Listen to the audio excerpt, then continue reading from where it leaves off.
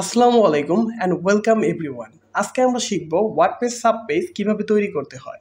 Website তৈরি করার সময় অনেকেই মেইন পেজ তৈরি করতে জানেন, কিন্তু ঠিক সাব পেজ তৈরি কিভাবে করতে হয় সেটি জানেন না।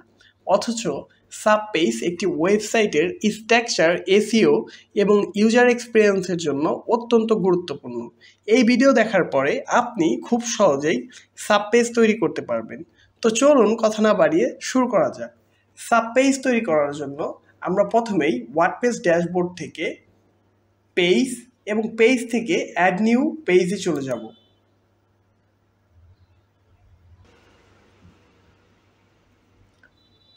এরপর এখানে আমাদের কাঙ্ক্ষিত সাব পেজটির নাম দিয়ে দেব। উদাহরণস্বরূপ আমি আওয়ার টিম দিয়ে দিচ্ছি।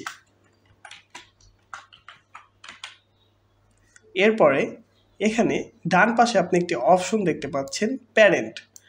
অনেক সময় এখানে হয়তো অ্যাট্রিবিউট থাকতে পারে, তো এক এক থিমে আসলে এক এক রকম থাকে, বাট এই অপশনটা আপনি ডান দিকেই পেয়ে যাবেন। এরপরে এখানে ক্লিক করতে হবে। দেন এখান থেকে আমি এই সাব পেজটি মূলত অ্যাবাউট আস পেজের আন্ডারে ক্রিয়েট করতে চাচ্ছি। সো আমি এখান থেকে অ্যাবাউট আস সিলেক্ট করে দেব। দেন এখান থেকে পাবলিশ বাটনে হিট করব। পাবলিশে ক্লিক করার পরে এখন এই পেজটি কিন্তু পাবলিশ হয়ে গেছে।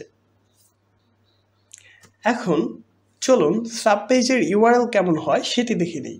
ধরুন আপনার সাইটের মূল ডোমেন হচ্ছে এটি, তখন অ্যাবাউট আস পেজের ইউআরএল হবে ঠিক এরকম। আর আওয়ার টিম সাব পেজের ইউআরএল হবে ঠিক এরকম। এই স্ট্রাকচারটি ওয়েবসাইটের এসইওর জন্য এবং ইউজার নেভিগেশনের জন্য বেশ সুবিধাজনক। মেনুতে সাব পেজ দেখানোর জন্য চলুন সেট আপ করে ফেলি। এর জন্য আমরা এখান থেকে অ্যাপিয়ারেন্সে চলে যাব এবং অ্যাপিয়ারেন্স থেকে মেনুতে চলে যাব।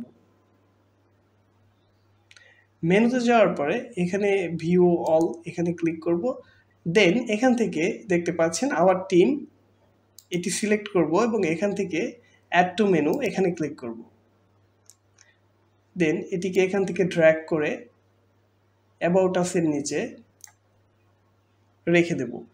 এরপরে এখান থেকে সেভ মেনুতে ক্লিক করব।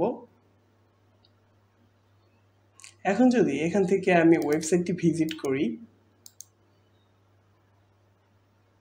দেখতে পাচ্ছেন সাব আইটেম হিসেবে আওয়ার টিম পেজটি কিন্তু এখানে চলে এসেছে। এবং আমি যদি এখানে ক্লিক করি তো দেখতেই পাচ্ছেন আওয়ার টিম পেজটি কিন্তু as a sub page successfully create হয়ে গেছে এবং আমাদের ইউআরএলটিও কিন্তু সুন্দরভাবে সেট আপ হয়ে গেছে।